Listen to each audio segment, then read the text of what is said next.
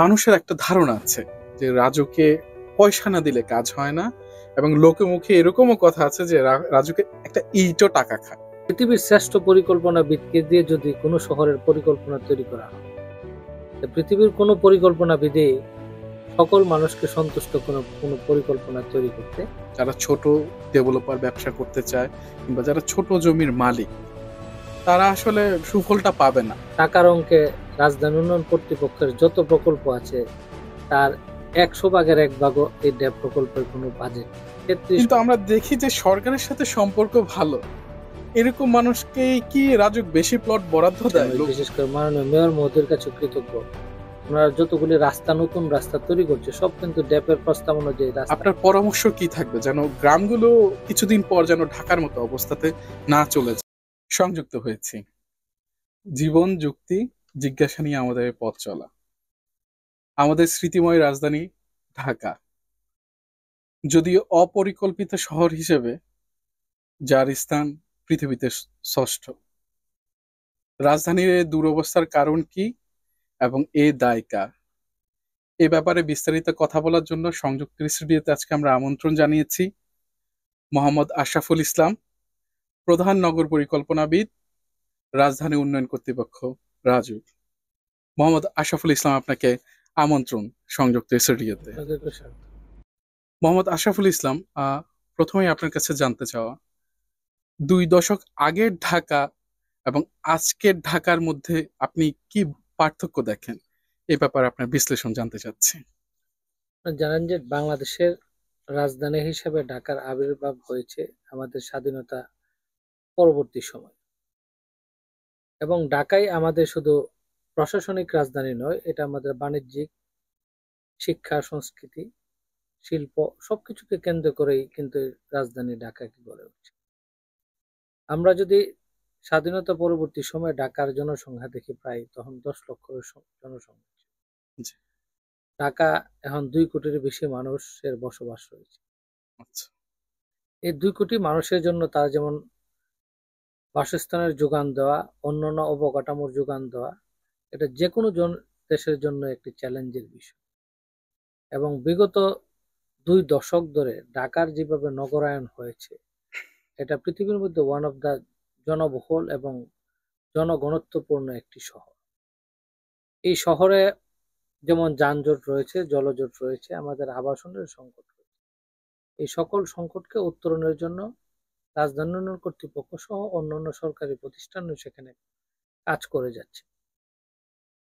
আমাদের as per constitutional একটা mandate ছিল যে সমগ্র বাংলাদেশের একটি সুষম উন্নয়ন করা এবং শহরকে বিকেন্দ্রীকরণ করা। এটা দুঃখজনক হলো সত্য, এটা আমরা শতভাগ হয়তো করতে পারিনি। সেজন্য ঢাকামুখী মানুষের যে জনস্রোত সেটা ঠেকানো যায়নি, এবং যার ফলে ঢাকা একটি সমীক্ষায় দেখা যায়, আমাদের বিশদ অঞ্চল পরিকল্পনা একটি সমীক্ষায় দেখা যায়, ঢাকার যতগুলি ওয়ার্ড রয়েছে তার যে পরিমাণ জনসংখ্যা রয়েছে তার 90% ওয়ার্ড তার ধারণ ক্ষমতার বেশি জনসংখ্যা সেখানে বসবাস করে। ফলে এই অতিরিক্ত জনবল বা জনসংখ্যা সেটা আমাদের সড়ক এর উপর চাপ তৈরি করছে। আমাদের পানির স্কারসিটি সেটা যেমন তৈরি হচ্ছে, এবং সামান্য বৃষ্টি হলে সেখানে জলাবদ্ধতা সেখানে তৈরি হচ্ছে। যে কোনো শহরকে যদি আমরা টেকসই উন্নয়ন করতে চাই, তাহলে তার একটা ব্যালেন্স ডেভেলপমেন্ট তৈরি করতে হবে। সমগ্র ঢাকা শহরে একটা ব্যালেন্স ডেভেলপমেন্ট তৈরি করতে হবে। 1995 সালে রাজধানী উন্নয়ন কর্তৃপক্ষ যখন মাস্টার প্ল্যান তৈরি করে, তখনই বলা ছিল যে ঢাকার উপর যদি মানুষকে চাপ কমাতে হয়, তাহলে ঢাকার চারিপাশে স্যাটেলাইট টাউনশিপ তৈরি করতে হবে। যেমন সাভার, ধামরাই, কেরানীগঞ্জ, এদিকে আমাদের নারায়ণগঞ্জ, এগুলিকে সেকেন্ডারি টাউনশিপ করতে হবে, যাতে সেখানে মানুষ বসবাস করে বা সেখানে মানুষ কর্মসংস্থান করে মূল ঢাকা শহরে তার যাতায়াত করতে পারে। এই ঢাকা শহরে যে একটা বসবাস যোগ্যতা হারিয়েছে, মোটা দাগে এটার কারণ কি, এবং রাজুক এ বসবাস যোগ্যতা ফিরিয়ে আনতে কি কি উদ্যোগ নিয়েছে? বসবাসযোগ্যতার কারণে হলো যে অপরিকল্পিত নগরায়ন হলো তার মূল সমস্যা। আমরা যত্রতত্র ভবন নির্মাণ করেছি, আমরা যত্রতত্র কৃষি জমিকে কনভার্ট করে আমরা নগর এলাকা হিসেবে ডিক্লেয়ার করেছি। জনসংখ্যার অনুপাতে যে পরিমাণ পাবলিক স্পেস থাকা দরকার ছিল সেই পরিমাণ আমরা দেইনি। আমি তো অনেক জায়গায় বলি যে 400 বছরের ঢাকা শহরের ইতিহাসে, রাজধানী হিসেবে তার ইতিহাসে আমরা রমনা উদ্যান, সোহরাওয়ার্দী উদ্যানের মতো নতুন করে কোনো পার্ক বা খেলার মাঠ আমরা তৈরি করতে পারি। অথচ ঢাকার বিস্তৃতি ঘটেছে সেদিকে গাজীপুর, সেদিকে মেঘনা ঘাট পর্যন্ত ঢাকার বিস্তৃতি হয়েছে। এই যে কলেবর বৃদ্ধি পেয়েছে, এত জনসংখ্যা বৃদ্ধি পেয়েছে, আমাদের দরকার ছিল এরকম 5 থেকে 7টি রমনা উদ্যান ঢাকা শহরে তৈরি করা। আমরা নতুন নতুন উপশহরগুলি তৈরি করা। সেখানে শুধু উপশহর শুধু বসবাসের যোগ্য তৈরি করলে হবে না, সেখানে তার কর্মসংস্থানের সুযোগ তৈরি করে দিতে হবে। আমাদের প্ল্যানিং এর মূল প্রিন্সিপাল একটি জায়গায় ঘাটতি ছিল, আমরা সবসময় ফোকাস করেছি বাসস্থানের দিকে। সেজন্য শুধু বাসস্থানে তৈরি হয়েছে, আমরা কর্মসংস্থানের দিকে সুযোগ কম তৈরি হয়েছে। অথচ এই রাজধানী উন্নয়ন কর্তৃপক্ষ কিন্তু আজ থেকে 50 বছরের পূর্বে শ্যামপুর কদমতলী শিল্প এলাকা তৈরি করেছে, টঙ্গী শিল্প এলাকা তৈরি করেছে, গণপূর্ত অধিদপ্তর কর্তৃক তেজগাঁও শিল্প এলাকা তৈরি করেছে। এই যে আমরা 50 বছরে যে শিল্প এলাকাগুলি তৈরি করেছি, এরকম যদি আরো 5টি 7টি 10টি শিল্প এলাকা ঢাকার চতুর্পাশে তৈরি করতাম, তাহলে এখানে কি করতো, ব্যালেন্সড একটা ডেভেলপমেন্ট তৈরি হতো। সেখানে একদিকে যেমন মানুষের কর্মসংস্থান তৈরি হতো, জি। একে কেন্দ্র করে কিন্তু বসবাসের উপযোগিতা তৈরি হতো।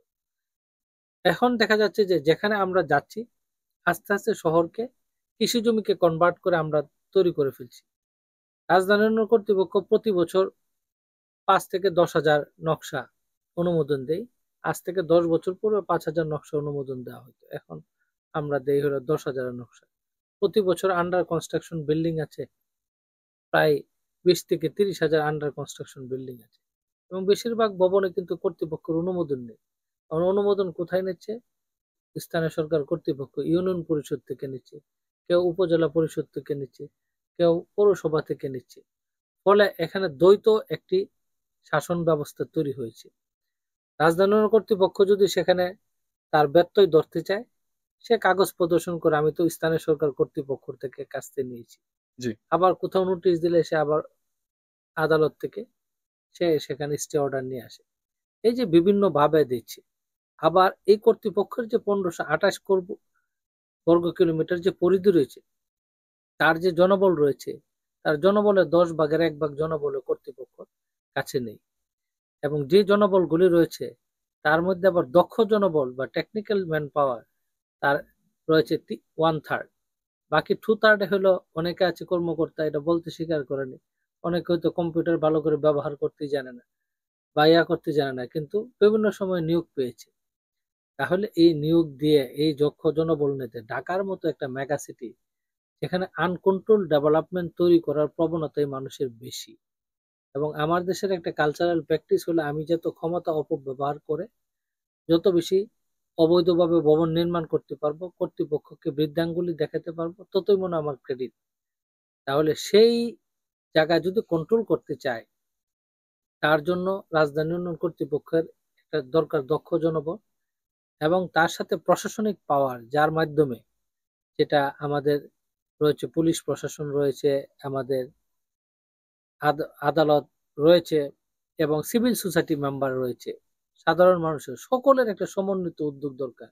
এবং আমাদের যে মিউনিসিপ্যালিটিস রয়েছে বা স্থানীয় সরকার কর্তৃপক্ষ রয়েছে, এই সকলে যার যার অবস্থান থেকে যদি শক্ত অবস্থান না নেওয়া হয়, তাহলে এই শহরে আনকন্ট্রোল ডেভেলপমেন্ট রোধ করা কঠিন ব্যাপার হয়ে যায়।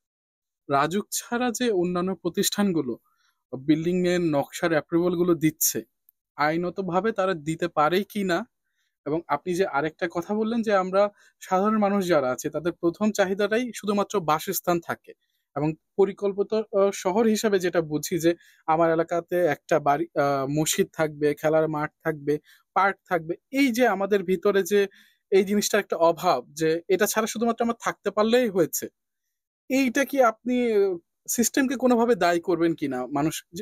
মানুষকে অ্যাওয়ারনেস যে করা হলো না, বোঝানো যে হলো না যে শুধুমাত্র থাকাটাই মুখ্য না, থাকার পাশাপাশি এইসব ফ্যাসিলিটিস গুলোও একজন নাগরিকের জন্য মুখ্য।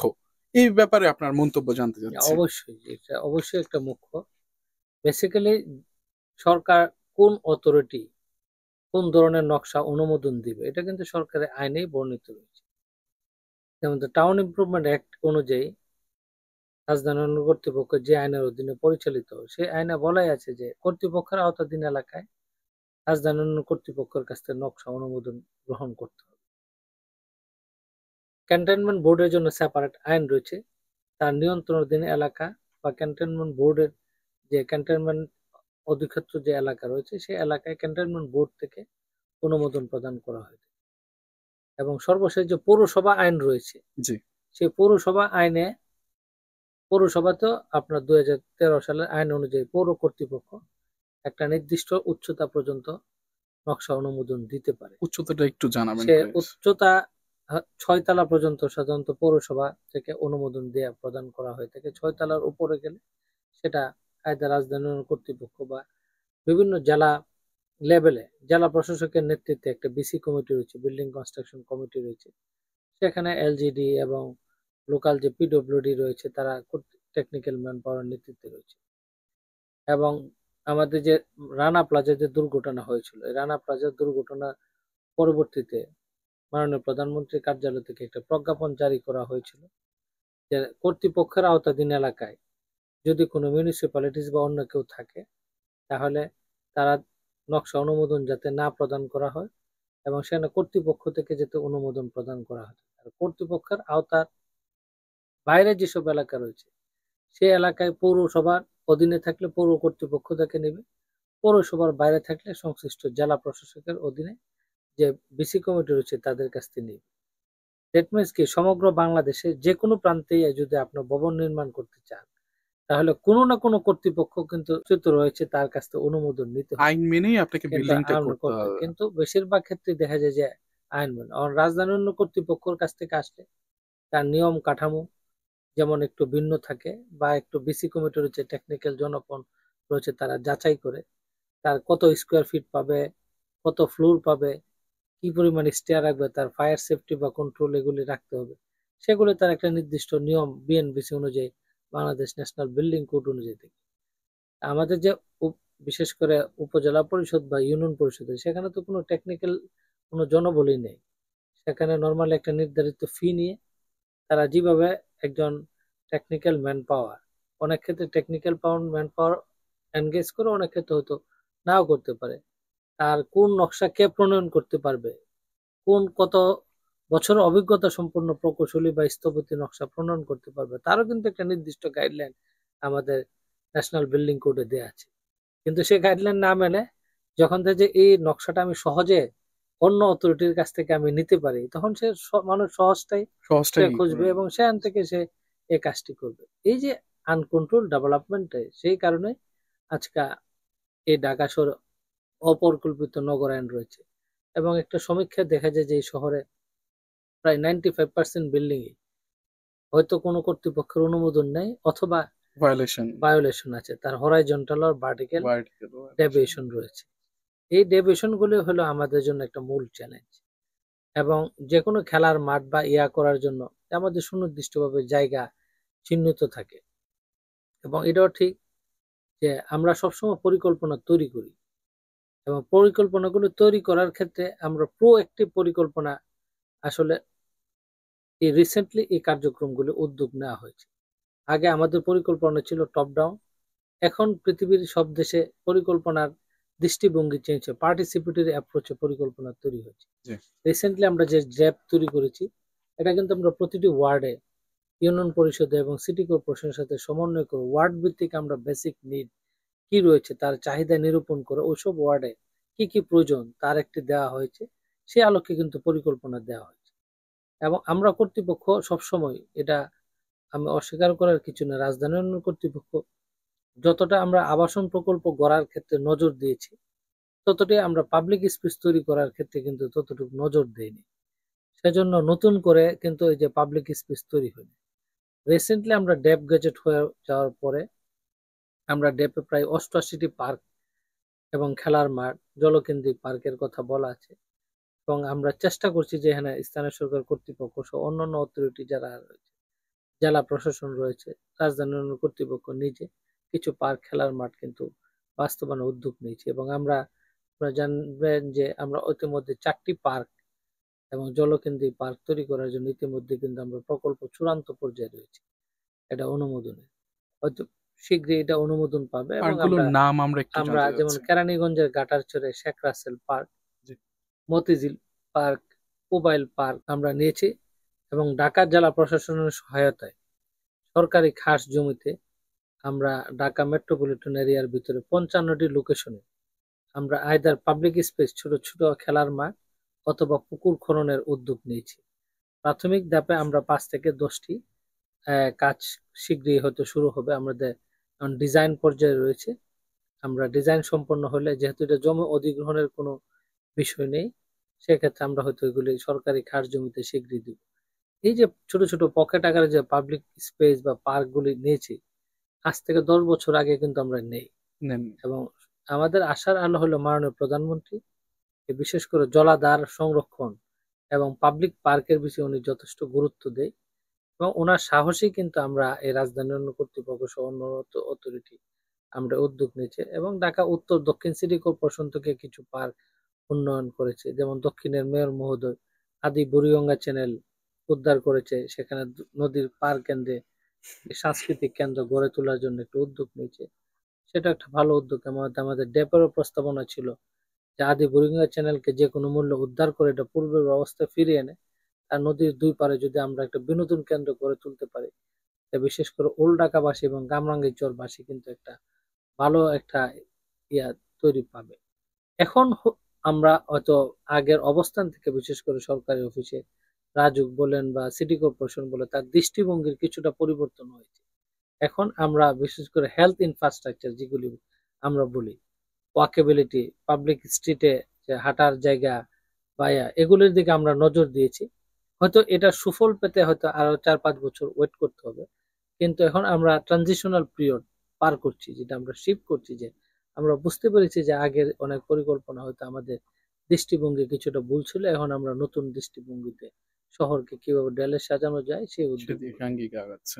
আপনি 2023-2035 ড্যাপের প্রধান সমন্বয়ক ছিলেন, প্রজেক্ট ডাইরেক্টর ছিলেন। আপনার সাথে দেখা হলেই ড্যাপ নিয়ে কথা হবে না, এরকম এটা আসলে সমীচীন নয়। এই ড্যাপ করতে গিয়ে আপনাকে অনেক সমস্যার সম্মুখীন হয়েছেন আপনি, এবং বিভিন্ন সময় আমরা জেনেওছি গণমাধ্যমের মাধ্যমে আপনি অসুস্থ হয়ে পড়েছেন।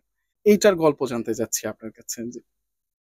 যে কোনো শহরের একটি মাস্টার প্ল্যান তৈরি করা একটা চ্যালেঞ্জের বিষয়, এটা অস্বীকার করার কিছু নেই।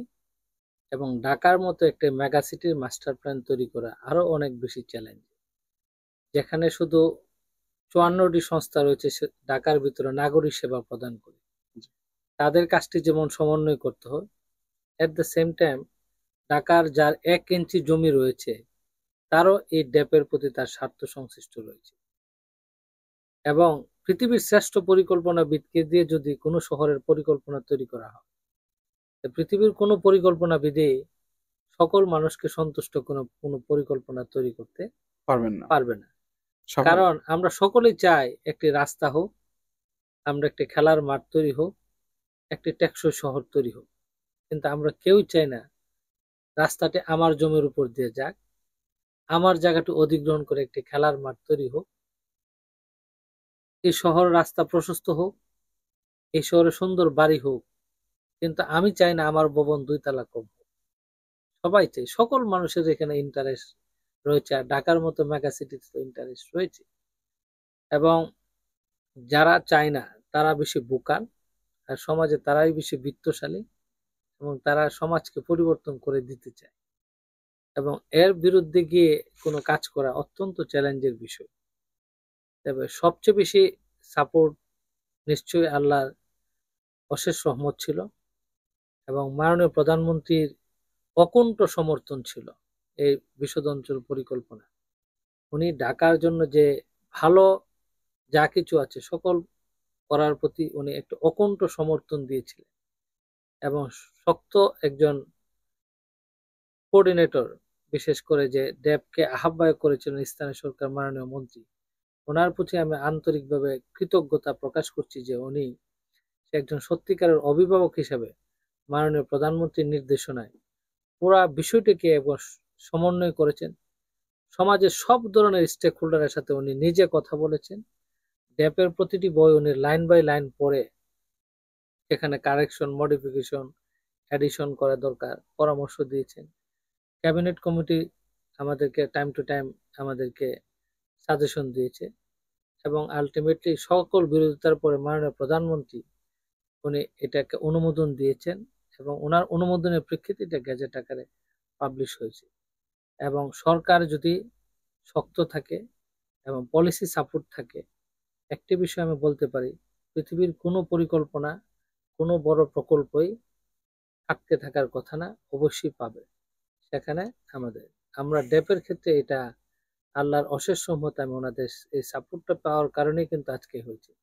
নাহলে আমার মতো একজন ক্ষুদ্র কর্মকর্তা কি এত বড় একটি টাকার অঙ্কে রাজধানী উন্নয়ন কর্তৃপক্ষের যত প্রকল্প আছে তার 100 ভাগের 1 ভাগও এই ড্যাপ প্রকল্পের কোনো বাজেট নেই। 33 কোটি টাকার একটি প্রকল্প, ঢাকার মতো একটি মেগা সিটির জন্য পরিকল্পনা তৈরি করা, অথচ অন্যান্য মেগা সিটিতে শত কোটি টাকা। তারপর আমরা ব্যয় সাশ্রয় করে এই প্রকল্পটি করেছি, মাত্র 27 কোটি টাকা খরচ করে এই প্রকল্পটি 4 কোটি টাকা আমরা আমাদের রাজস্ব ফান্ডে ফেরত দিয়েছি। মানে 33 কোটি টাকা বাজেট ছিল, বাজেট ছিল 27 কোটি 27 টাকা কোটি খরচ টাকা করেছেন খরচ করে এই এবং প্রকল্পের 4 সঙ্গে কোটি টাকা আপনি ফেরতও দিয়েছেন। ফেরত দিয়েছি, দিয়ে এই প্রকল্পটি আমরা করেছি।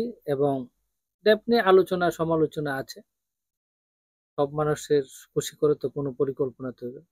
একটি জিনিস বলতে পারি, ঢাকার 2 কোটি মানুষের সংখ্যাগরিষ্ঠ মানুষের যেখানে স্বার্থ সংশ্লিষ্ট রয়েছে এবং এই শহরকে একটা বাসযোগ্য, সারা জীবন তো আমরা শুনেই যাই যে কেমনে দিন দিন ঢাকা শহর বাসযোগ্যতা হারিয়ে যাচ্ছে, তাকে পুনরুজ্জীবন করার জন্য, পুনরুদ্ধার করার জন্য যা যা সাহসী পদক্ষেপ নেওয়া দরকার ছিল এই বিশদ অঞ্চল পরিকল্পনায় সেটি নেওয়া হয়েছে এবং নতুন কিছু ইনোভেটিভ কনসেপ্ট নেওয়া হয়েছে।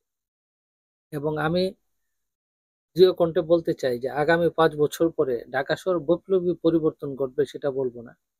ড্যাপের অনেকগুলি কম্পোনেন্ট সরকারের দপ্তর সংস্থা বাস্তবায়নের উদ্যোগ নিয়েছে এবং করছে এবং ড্যাপকে ওন করছে। আমি বিশেষ করে মাননীয় মেয়র মহোদয়ের কাছে কৃতজ্ঞ।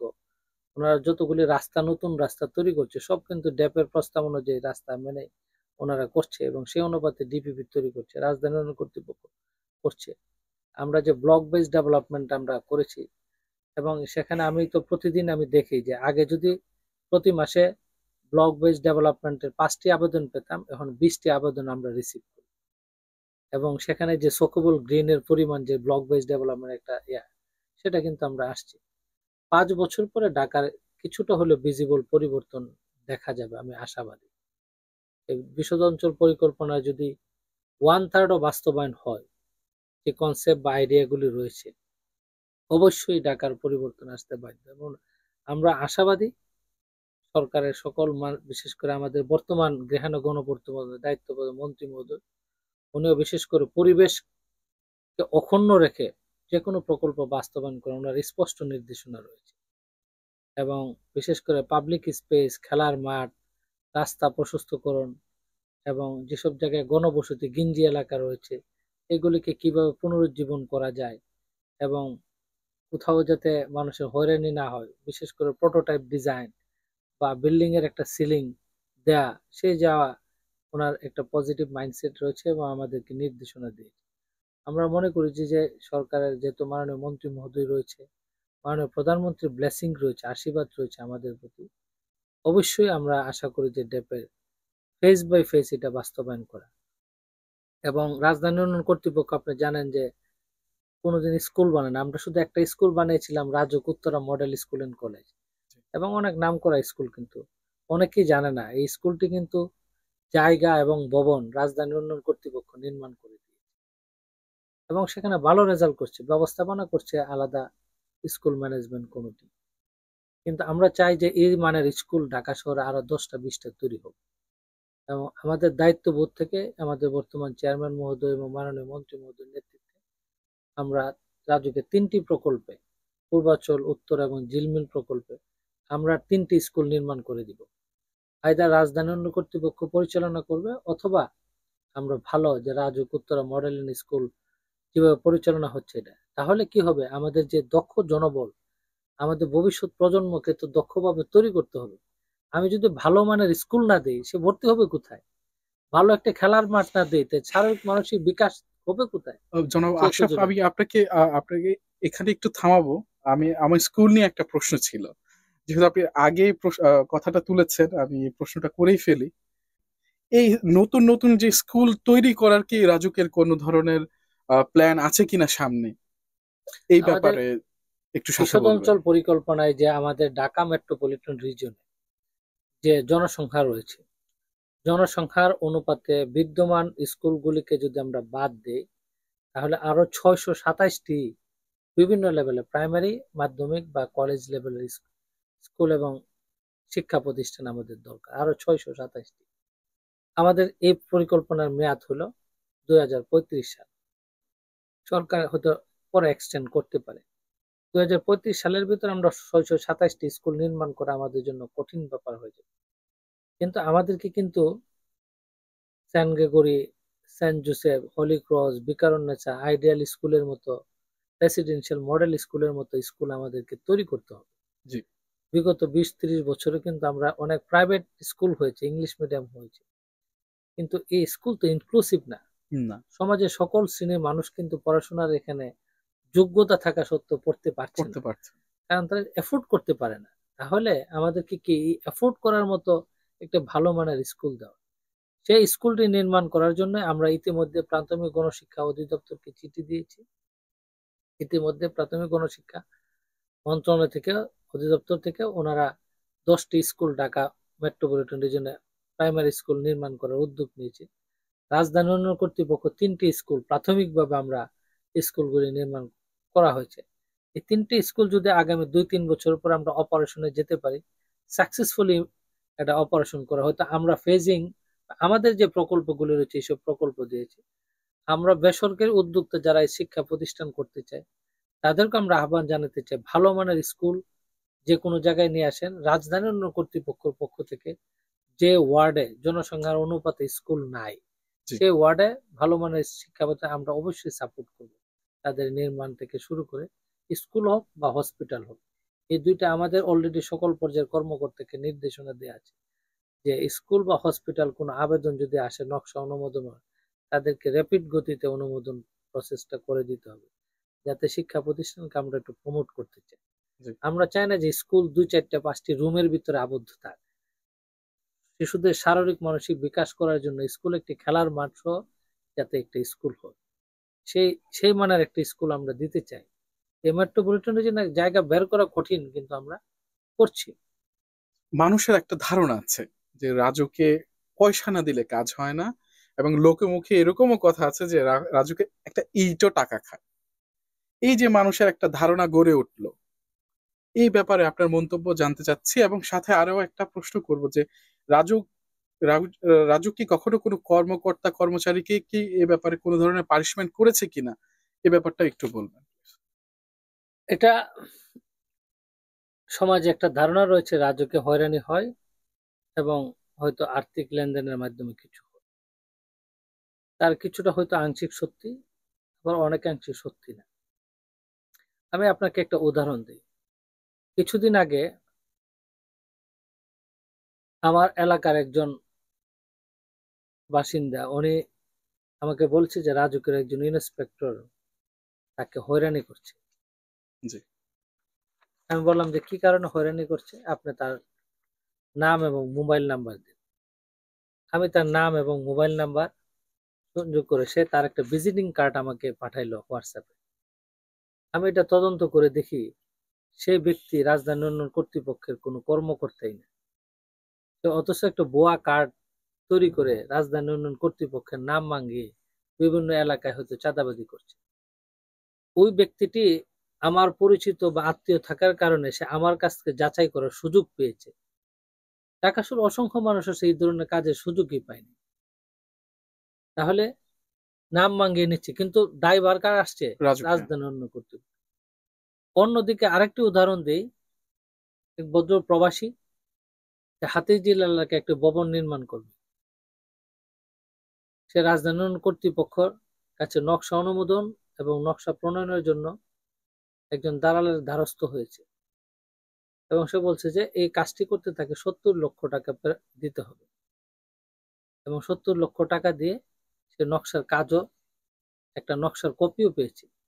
যখন বিল্ডিং কনস্ট্রাকশন করতে যায় তখন রাজধানী উন্নয়ন কর্তৃপক্ষ সংশ্লিষ্ট অথরাইজ অফিস এবং টিম গিয়ে তার কাজ বন্ধ রাখার জন্য রিকোয়েস্ট করে যে আপনি তো রাজুকের নকশা অনুমোদন নেন। তো উনি তো সরল বিশ্বাসে যেহেতু প্রবাসী, উনি বলছে আমি তো রাজধানী উন্নয়ন কর্তৃপক্ষের কাছে নকশা নিয়েছি, আমার তো নকশার কপি আছে। পরে তদন্ত করে দেখা যায় নকশাটি হলো জাল। সে ব্যক্তিও তো রাজধানী উন্নয়ন কর্তৃপক্ষের নাম নাম ভাঙিয়ে নাম ভাঙিয়ে কিন্তু নিয়েছে।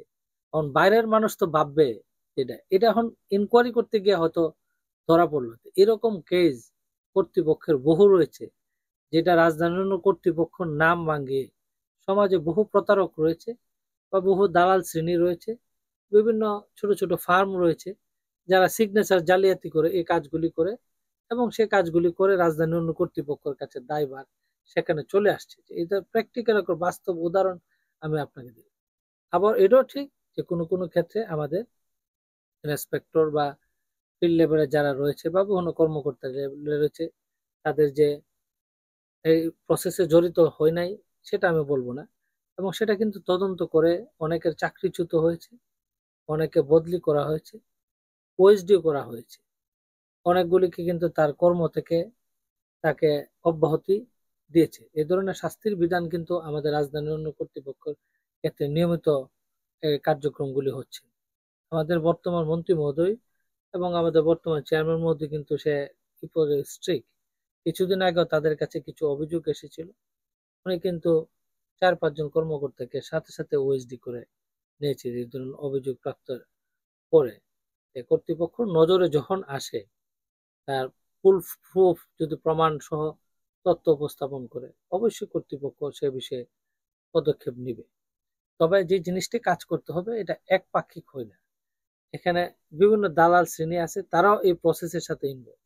সেজন্য আমরা প্রসেসটাকে আমরা সিম্পলিফিকেশন এবং ট্রান্সপারেন্ট করার চেষ্টা করতেছি, যার মাধ্যমে মধ্যস্বত্বভোগী বা দালাল শ্রেণী এই জিনিসটা যাতে উধাও হয়ে যায়, এবং টপ ম্যানেজমেন্ট যাতে কার কাছে নথিটা কতদিন আছে সেটা তদারকি বা সুপারভিশন করার পায়। তখন দেখা যায় যে আমার কাছে যদি কোনো নথি 10 দিন পরে থাকে কোনো বিনা কারণে, তাহলে আমার টপ বস যে থাকবে সে মনিটর করতে হবে আমার কাছে কেন। তখন দেখবে যে যখন কারো কাছে সে জবাবদিহির আওতায় কন্টিনিউয়াস মনিটরিং আওতায় আসছে, তখন অনেক ক্ষেত্রে এখানে স্বচ্ছতা এবং জবাবদিহিতা নিশ্চিত হবে। এবং পুরোপুরি আমি বলবো না যে এটা একবারে নির্মূল হয়ে যাবে, তবে অনেকাংশে সেক্ষেত্রে স্বচ্ছতা এবং জবাবদিহিতা সেখানে চলে আসবে। এবং রাজধানী কর্তৃপক্ষ সেরকম আমরা ইআরপি সলিউশনের দিকে যাচ্ছি। আমাদের স্টেটের কাজ, পরিকল্পনা বিভাগের কাজ এবং উন্নয়ন নিয়ন্ত্রণ শাখার কাজ, পুরো প্রসেসটিকে একই আমব্রেলা এনে সবগুলি আমরা অনলাইন সিস্টেমে আনার চেষ্টা করছি। এবং যে ডকুমেন্টগুলি একবারেই না দিলে নয়, শুধুমাত্র সেই ডকুমেন্টগুলি যাতে মানুষ সাবমিট করে দিতে পারে। কারণ আগে অনেকগুলো ডকুমেন্ট দিতে হতো, সেটা আমরা প্রসেস সিম্পলিফিকেশন করে ধাপগুলি আমরা কমায় নিয়ে আসার জন্য আমরা চেষ্টা করছি আর কি। ইতিমধ্যে সেই লক্ষ্যে আমরা কাজে হয়তো শীঘ্রই আমরা একটা গণবিজ্ঞপ্তি দিব সাধারণ মানুষের জন্য বা যারা আছে, যে এই সিম্পলিফিকেশন আমরা করেছি এবং এই অনুসরণ করে আমরা রাজধানী কর্তৃপক্ষের কাছে সেবা নিতে পারি। আমি আবার ড্যাবের প্রসঙ্গে আসবো। ড্যাব সবারই একটা কথা রয়েছে যে ড্যাব একটা বৈষম্যের মাধ্যমে হয়েছে। যারা ছোট ডেভেলপার ব্যবসা করতে চায় কিংবা যারা ছোট জমির মালিক, তারা আসলে ড্যাবের সুফলটা পাবে না। তারা তারা যে আসলে বিভিন্ন সময় একটা বৈষম্যের শিকার হয়েছে ড্যাব থেকে, এই ব্যাপারে আপনার মন্তব্য জানতে চাচ্ছি। এটা সম্পূর্ণ একটি বিভ্রান্তকর তথ্য।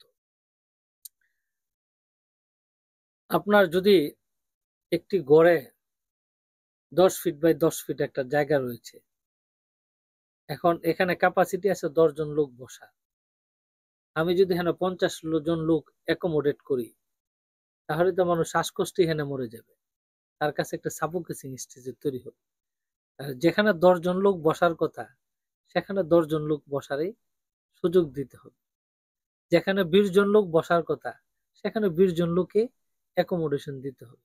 কিন্তু সব জায়গার একটা ক্যাপাসিটি আছে। আমি একটু এদিকে আসবো যে 2023-এর আগে যে ড্যাপের যে নিয়মটা ছিল, ওই সময় কেন এটা চিন্তা করে করা হলো না যে আজকে কেন এরকম একটা বৈষম্যের শিকার হতে হলো, যে 10 জন 20 জনের কথা তখন কেন মাথায় চিন্তা করে হ্যাঁ, প্ল্যানটা বলছি যে করা হলো না? 2006 সালে প্রথম বিধিমালাটা তৈরি হয়, জি। 96 সালে প্রথম তৈরি হয়, এর আগেও ছিল বিধিমালা। পরবর্তী 2002, 6, 7 সালে তৈরি এবং 2008 সালে তাড়াহুড়া করেই বিধিমালাটা ইমারত ইমান বিধিমালা তৈরি করা হয়। তখন বলা ছিল যে তার ফার রাস্তার প্রশস্ত অনুযায়ী ফার এবং এমজিসি এমজিসি দিত। এবং রাস্তার প্রশস্ততা কোথায়, বিদ্যমান রাস্তা না, প্রপোজ রাস্তা। আজকে রাস্তাটা আছে 10 ফিট, এটা 30 ফিট হবে। 30 ফিট হবে এই শর্ত দিয়ে একটা অঙ্গীকারনামা নিয়ে তাকে 30 ফিট রাস্তার ফার দেওয়া হতো। পরবর্তীতে দেখা যায় এই বিগত 10-15 বছরে আমরা যখন প্র্যাকটিস করতে যাই, কোনো রাস্তায় কিন্তু 30 ফিট হয়নি। তাকে প্রপোজ রাস্তার ফার দিয়ে ওই এলাকায় আরো বহুতল ভবন তৈরি করে সেখানে গেঞ্জি এলাকা, পুরা এলাকা তৈরি হয়ে গেছে। এখন সাপোজ একটি রাস্তা বিদ্যমান আছে 30 ফিট আর আরেকটি রাস্তা বিদ্যমান আছে 10 ফিট, সেটা হবে 30 ফিট। তার যে ক্যাপাসিটি যেটা হবে আর যেটা 10 ফিট আছে, তার ক্যাপাসিটি কি এক? তার ক্যাপাসিটি তো এক না। এটা কিন্তু 2008 বিধিমালায় তখনও কিন্তু বলা ছিল যে এই বিধিমালাটি তৈরি করা হয়েছে সাময়িক সময়ের জন্য। পরবর্তীতে যখন মহাপরিকল্পনা তৈরি করা হবে তখন ডেনসিটি জোনিং ওই পরিকল্পনার আওতায় তৈরি করা হবে এবং ওই পরিকল্পনা দ্বারা ডেনসিটি ওয়াইজ সেটা কন্ট্রোল করা হবে। কারণ 2008-এ এই স্বল্প সময়ের ভিতরে ডেনসিটি জোনিং একটা বাস্ট কাজ, এটা হয় নাই। আমি আপনার সাথে একটি জায়গায় একমত, যে কোনো পরিকল্পনার প্রধান দায়িত্ব হলো মানুষের জন্য পরিকল্পনা তৈরি করি এবং কত মানুষের জন্য আমি পরিকল্পনা তৈরি করব, তার ফান্ডামেন্টাল রুলস হলো এটা। জি। কিন্তু আগের যে পরিকল্পনাগুলো আমরা তৈরি করেছি, তাড়াহুড়া করে পরিকল্পনা তৈরি করতে গিয়ে আমরা যে বেসিক পরিকল্পনা যে বেসিক জায়গায় আমরা মিসিং করে গেছি। এবং এটা যদি আজ থেকে 20 থেকে 30 বছর আগে ডেনসিটি জোনিং আমরা তৈরি করতাম, এই শহরে যে আমরা আজকে ব্যালেন্স ডেভেলপমেন্টের কথা বলি, সুষম উন্নয়নের কথা বলি, সেই জায়গাটা 100% নিশ্চিত হতো। এখন যখন প্রথম দিকে আগে একটা নিয়মে চলে আসছে, এখন যখন তাকে নতুন নিয়মে আবার করতে চান, স্বাভাবিক কারণে একটা মানুষ ভাবে যে আমি আগে এই কারণে অভ্যস্ত, আমি নতুন নিয়মে কেন যেতে চাইবো? সবাই চায় যে তার পূর্বের অবস্থায় ফেরত যেতে। সেই জন্য আজকে এই কঠিন শব্দটা হয়েছে। হয়তো আগামী 10 বছর পরে প্র্যাকটিস করে যখন দেখবে মানুষ নতুন করে আবার শহর, তার নতুন সুযোগ সুবিধা, তার ডাইনামিক সিচুয়েশন এই শহরের তৈরি হবে, তখন দেখা যায় যে আবার হয়তো এটাইতে ইউজড হবে তখন। এবং আস্তে আস্তে কিন্তু যারাই বিরোধিতা করেছিল, এখন কিন্তু অনেকে যখন বোঝা শুরু করেছে, ওনারা যখন ডিজাইন করা শুরু করছে, তখন দেখা যায় যে new option is the better, আরো এনভায়রনমেন্ট ফ্রেন্ডলি, টেকসই এবং সবকিছু মিলে এনে কাজ করছে। যে কোনো নতুন রুল আসতে একটু সময় লাগে এবং তাকে একটু মেনে নিতে একটু কষ্ট হয়, এটাই স্বাভাবিক। সেই জায়গাটা এখানে আসছে। যখন কোনো এলাকার নাগরিক সুবিধাদি, তার ফেসিলিটিস তৈরি হবে, তখন তো আলটিমেটলি এলাকা বাড়বে। আগে রাজধানী উন্নয়ন কর্তৃপক্ষ বিভিন্ন লোকের কাছে আমরা অনুরোধ করতাম কোনো এলাকার রাস্তা প্রশস্ত করতে, ওনাদের পিছনে আমরা দিন দিন ধর্ণা দিতাম, কেউ রাস্তা প্রশস্তকরণ হতো না। আর এখন এই ডেপের নতুন নিয়মের কারণে ওনারা এসে আমাদেরকে রিকোয়েস্ট করে যে আমরা চাই এই রাস্তাটি বড় হোক, আপনারা আমাদের এলাকার ফার বাড়াই দিন, আমরা নিজের দায়িত্বে ছেড়ে দিব। এবং সিচুয়েশন হ্যাজ ডান অলরেডি, কিন্তু তৈরি করছে ওনারা। তাহলে কি হচ্ছে, একটা চেঞ্জ আনতে গেলে, একটা পজিটিভ চেঞ্জ আনতে গেলে কাউকে না কাউকে কিন্তু একটা স্যাক্রিফাইস করতে হবে। কারণ এই স্যাক্রিফাইস, কারোর যদি 2 কাঠা থাকে, কারো যদি 10 কাঠা থাকে, 10 কাঠা লোক একটু বেশি বেনিফিট হয়, 2 কাঠা লোক একটু কম বেনিফিট হয়। সেই জায়গায় হয়তো মনে হচ্ছে যে আমরা বৈষম্য তৈরি হচ্ছে, কিন্তু তাদের এই বৈষম্য হ্রাসের জন্য আমরা কিন্তু অ্যাফোর্ডেবল হাউজিং এর একটি বিধান রেখেছি, যে এই এলাকায় অ্যাফোর্ডেবল হাউজিং যদি হয়, তার ক্ষেত্রে কিন্তু ডেনসিটি প্রযোজ্য না, তার ডুয়েলিং ইউনিটের নাম্বার প্রযোজ্য না। সেক্ষেত্রে কিন্তু তার সেখানে করতে পারে, শুধু তার হাইট লিমিটটা হলো 6 তলা, কিন্তু তার ইউনিট নাম্বার, সে কিন্তু তার নিজের মতো করে ইউনিট নাম্বার সে করতে পারে। তাহলে সেখানে কিন্তু দরিদ্র জনগোষ্ঠীর জন্য আমরা একটা প্রণোদনা প্যাকেজ কিন্তু আমরা দিয়েছি, যে যারা এর আওতায় আসবে না।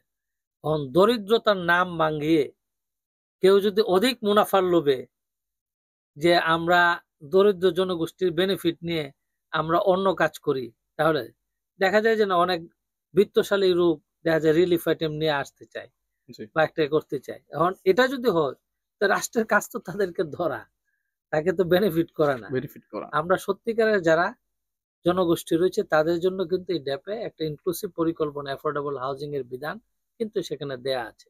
তার দ্বারা অন্যদের চেয়ে কিন্তু এখানে বেনিফিট বেশি।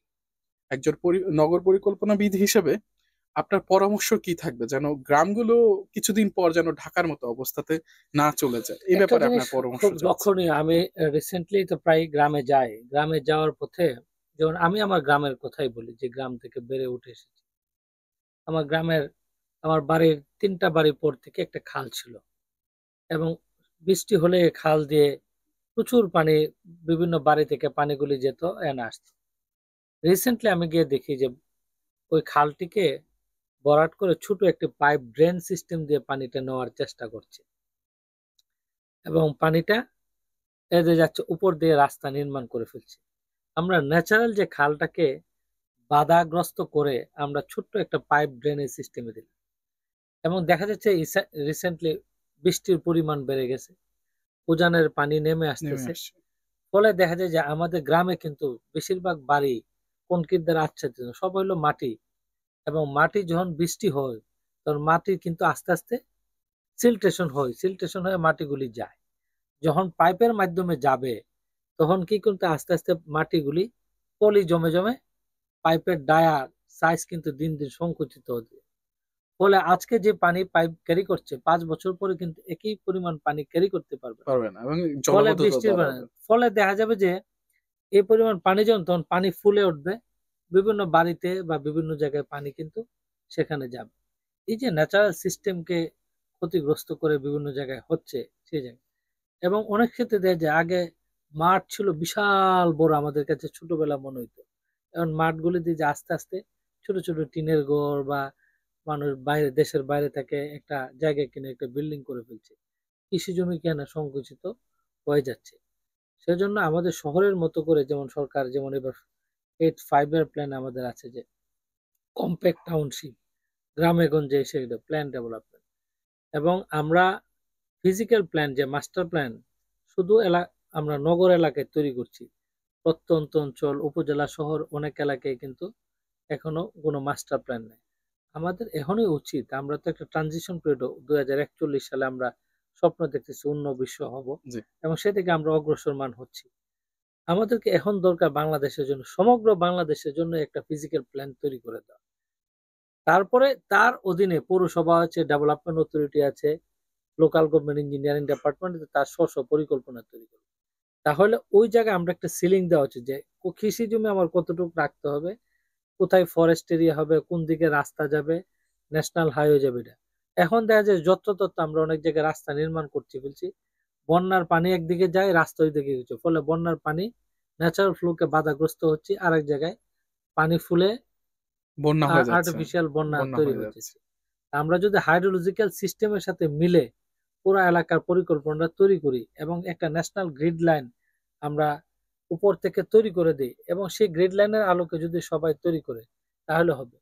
না হলে কি হবে, একটা প্রকল্পের মাধ্যমে হয়তো একটা রাস্তা নির্মাণের ফলে হয়তো আশেপাশে কানেক্টিভিটি তৈরি হলো, কিন্তু তার দ্বারা অন্য মানুষ যে ক্ষতিগ্রস্ত হচ্ছে এটাকে মিটিগেটিভ মেজার করতে গিয়ে আমাকে দেখা যায় যে আরেকটি 50 কোটি 100 কোটি টাকার প্রকল্প নষ্ট হচ্ছে এছাড়াও এবং ঢাকার জনগণের মতো ক্ষেত্রে আরো একটা একটি অপরিকল্পিত অবর্ত নগর তৈরি নগর হবে। তৈরি হচ্ছে। আমি আমার শেষ প্রশ্নতে আসবো আপনার কাছে আজকে। সেটা হচ্ছে গিয়ে আ আমরা অনেক সময় দেখি যে রাজউক প্লট বরাদ্দ দেয় অনেক লোককে। কিন্তু আমরা দেখি যে সরকারের সাথে সম্পর্ক ভালো। এরকম মানুষকেই কি রাজউক বেশি প্লট বরাদ্দ দেয়? লোকমুখে শোনা যায়। যে কোনো প্লট প্রকল্প যখন গ্রহণ করে সরকার একটি নীতিমালা তৈরি করে, এই নীতিমালাতে সেখানে বরাদ্দ দেওয়া আছে যে কে কত পার্সেন্ট প্লট পাবে। জি, যেমন পূর্বাচল প্রকল্পের সর্বশেষ যে বরাদ্দ নীতিমালা অনুযায়ী সরকারি কর্মকর্তারা 30% প্লট বরাদ্দ, টোটাল প্লটে 30% সরকারি কর্মকর্তারা পেয়েছেন। বৈদেশিক যারা মুদ্রা অর্জনকারী ওনারা 10% পেয়েছেন। 5% মুক্তিযোদ্ধা পেয়েছেন, সাংবাদিক প্রতিনিধিরা পেয়েছেন, বিভিন্ন প্রকৌশলী বা পরিকল্পনাবিদ ওনাদের রয়েছে, নারীদেরকে যারা স্বনির্ভর নারী ওনাদের জন্য কোটা রয়েছে, এই কোটা ওয়াইসে কিন্তু সেখানে দিয়েছে। এবং এখানে যে প্রসেসটা রয়েছে যে অ্যাকসেপ্ট দ্য বৈদেশিক মুদ্রা অর্জনকারী, তাদেরকে টিআইএন থাকতো, ট্যাক্স আইডেন্টিফিকেশন নাম্বার থাকতো। সেক্ষেত্রে দেখা যায় যে সমাজের একটা লেভেল পর্যন্ত যদি তার মুদ্রা অর্জনকারী বা তার টাকা ইনকাম করে না, তো অনেকের ট্যাক্স ফাইল থাকে না, সেক্ষেত্রে হয়তো ওনারা আবেদন করার জন্য এলিজিবল হয়নি। এলিজিবল না থাকার কারণে সমাজের যে মেন স্ট্রিমের বাইরে যারা আছে, বিশেষ করে আমরা মনে করি যারা এফোর্ড করতে পারে না, দরিদ্র জনগোষ্ঠী, লো ইনকাম গ্রুপ, তাদের ক্ষেত্রে হয়তো সেখানে আসলে বঞ্চিত হচ্ছে। সেটা হয়তো আমাদের যে ইয়ার কারণে, আমাদের যে নীতিমালা, এই নীতিমালার কারণে হচ্ছে। সেজন্য আমরা নতুন যে allotment rules recently RAJUK update করেছে, সেখানে কিন্তু অ্যাফোর্ডেবল জনগোষ্ঠীর জন্য, বিশেষ করে দরিদ্র জনগোষ্ঠীর জন্য রাজধানী উন্নয়ন কর্তৃপক্ষ প্রকল্প গ্রহণ করবে, তার জন্য কিন্তু একটা সেপারেট ক্লজ অধ্যায় এখানে সংযুক্ত করা হয়েছে, যেটা আগের রুলসে কিন্তু ছিল না। আমাদের টার্গেট হয়েছে যে রাজুক তো প্রকল্প করবে, নিশ্চয়ই উচ্চবিত্তের জন্য করবে, মধ্যবিত্তের জন্য করবে, দরিদ্র জনগোষ্ঠী যাতে না বাইরে থাকে সেজন্য আমরা নিচ্ছি। এবং আমরা রিসেন্টলি 6টি সাইটে অ্যাফোর্ডেবল হাউজিং ইউনিট আমরা নির্মাণ করার উদ্যোগ ইতিমধ্যে প্রকল্প গ্রহণ করেছি। 2টি প্রকল্প প্রায় ডিপিপি চূড়ান্ত পর্যায়ে, বাকি 2টি সমীক্ষা রয়েছে। সেখানে কিন্তু মেন স্ট্রিমে যারা, আমরা আইদার এখনো ঠিক করে না, বাড়াভিত্তিক হতে পারে অথবা লং টার্ম ইনস্টলমেন্ট পিরিয়ডে হতে পারে। আমাদের মূল যেটা হচ্ছে যে সমাজে যারা একটি অ্যাপার্টমেন্ট কেনার স্বপ্ন আছে, কিন্তু এককালীন টাকা দিয়ে অ্যাপার্টমেন্ট করার করে, কিন্তু তার স্বপ্ন থাকে একটা সুন্দর আসলে, এটা মাননীয় প্রধানমন্ত্রী যে দর্শন যে সকলের জন্য আবাসন তৈরি করা, সে আবাসন তৈরি করার জন্য কিন্তু আমরা এই রিসেন্টলি এই উদ্যোগগুলি আমরা নিয়েছি। কিন্তু জনাব মোহাম্মদ আশরাফুল ইসলাম, আমরা কিন্তু প্রায় দেখি যে আমরা যখন দেখি যে কোনো সরকারি কর্মকর্তা কিংবা যাদের যখন দুর্নীতির বিষয়গুলো বের হয়, এর মধ্যে একটা অংশ থাকে যে অবৈধভাবে রাজুকের প্লট বিভিন্ন নামে বরাদ্দ নেওয়া কিংবা নিয়ে বিক্রি করে ফেলা। আমি ওই বিষয়টা একটু বিস্তারিত জানতে এটা চাচ্ছি। হলো যে প্রকল্প একজন একাধিক প্লট নেওয়ার কোনো সুযোগ নাই। কারণ আগে আমাদের ছিল, এখন বর্তমানে এমআইএস সিস্টেম যেহেতু আছে, আমাদের ডাটাবেস থাকে, একজন একাধিক নামে প্লট নেওয়ার কোনো সুযোগই নাই। সে এক প্রকল্প নিলে আর এক প্রকল্প নিলে তাকে সারেন্ডার করতে, এরকম 600 প্লট আমাদের বিভিন্ন প্রকল্পে বাতিল করা হয়েছে। যারা একাধিক আইদার উত্তরা নিয়েছে আবার পূর্বাচলও পেয়েছে, তাদেরকে তাকে এটা সারেন্ডার করতে হয়েছে, বাতিল করতে। আর আরেকটি হলো যে প্লট অনেক ক্ষেত্রে দুর্নীতির মাধ্যমে কেনা বেচা করে, যেটা অনেক ক্ষেত্রে করে। এখন সরকারি প্লটের মৌজা রেট হলো কম, যেমন পূর্বাচলে মার্কেট রেট হয়তো 50 থেকে 1 কোটি টাকা, লাখ টাকা কাঠা, কিন্তু দেখা যায় যে বাস্তবে সরকার নির্ধারিত মৌজা রেট হলো সেখানে 4 লাখ টাকা কাঠা। ফলে দেখা যায় যে 5 কাঠা একটি প্লট করলে তার 20 লক্ষ টাকা তার প্রদর্শন করলেই, ইনকাম প্রদর্শন করলেই হয়। হোয়ারাস প্লটটির প্রকৃত মূল্য হয়তো 2 কোটি টাকা। সেই জায়গায় হয়তো আমাদের মূল্য নির্ধারণ করার ক্ষেত্রে সে একটু আরেকটু জুডিশিয়াস, যেহেতু রিসেন্টলি এই বিষয়গুলো আলোচনা হচ্ছে, সেটা হয়তো এটা অবশ্যই আমাদের সেন্ট্রাল গভর্নমেন্ট এই বিষয়ে হয়তো বিবেচনা করবে। আমাদের এনবিআর রয়েছে, অ্যান্টি কারাপশন রয়েছে, রাজধানী কর্তৃপক্ষ এটা চিন্তা করছে যে এই জায়গাগুলিকে কিভাবে আমরা করতে পারি। এটা বিদ্যমান পলিসির কারণে হয়তো ওনারা সেই সুযোগটি নিচ্ছে আর কি, যে এই পলিসি আপডেট করার জন্য অবশ্যই সরকারের এখানে চিন্তা রয়েছে এবং এখানে পরিকল্পনা হয়তো অদূর ভবিষ্যতে করবে। মোহাম্মদ আশরাফুল, আপনার অনেক দামি সময় আমাদেরকে দেওয়ার জন্য অনেক ধন্যবাদ। আপনাকেও ধন্যবাদ। প্রিয় দর্শক, আমাদের তিলোত্তমা ঢাকার সুন্দর হোক এবং বসবাসের যোগ্য হয়ে উঠুক, এই আশা রেখে আজকের মতো আমরা বিদায় নিচ্ছি। আপনারা ভালো থাকবেন, সুস্থ থাকবেন, সংযুক্ত থাকবেন। ধন্যবাদ।